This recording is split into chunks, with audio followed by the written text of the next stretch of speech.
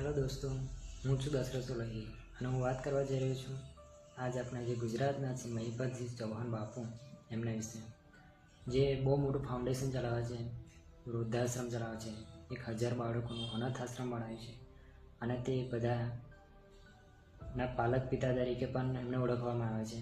આજે એમનું એટલું જ વેલ્યુ છે.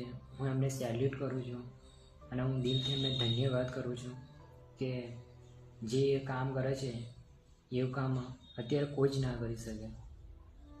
કે જે પોતાના મમ્મી પપ્પાને, જે પોતાના પેરેન્ટ્સને, પોતાના છોકરાઓ નથી સંભાળી શકતા, એ લોકોને તમે પાળવો છો, એમની સેવા કરો છો અને એમને પોતાના માતા પિતા તરીકે સ્વીકારીને એવી જ સેવા કરો છો જેવી રીતે પોતાના માતા પિતાની સેવા કરતા હોય.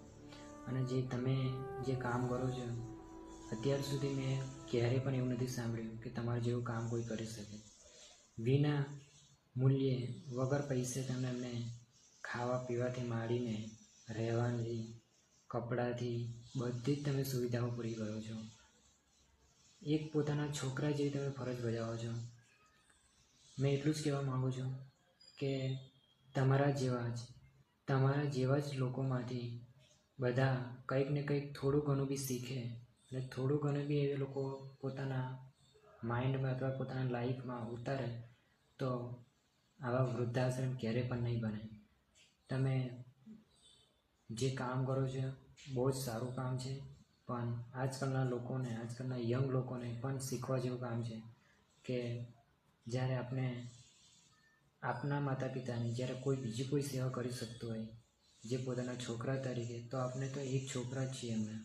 આપણે તો નાનપણથી આપણે તો મોટા કર્યા છીએ, તો આપણે કેમ ના કરી શકીએ એમની સેવા?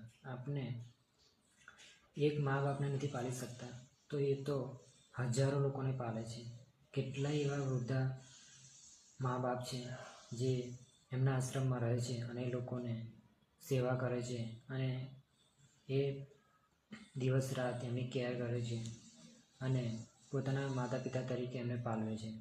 તો મારે એક જ વિનંતી છે કે આપણે પેરેન્ટ્સને કેમ ના પાળી શકીએ? જ્યારે એ લોકોએ આપણા નાનપણથી મોટા કર્યા હોય તો એ લોકો એવી તો આશા નહીં રાખી હોય કે હું મારા છોકરાને મોટો કરીશ અને મને વૃદ્ધાશ્રમમાં મોકલી દઈશ.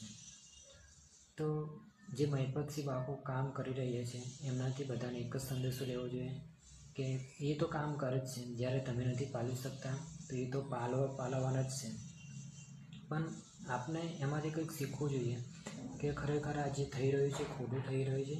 અને જે કોઈના પેરેન્ટ્સ હોય, જે કોઈના મમ્મી પપ્પા હોય, જે વૃદ્ધાશ્રમમાં રહે છે એ લોકો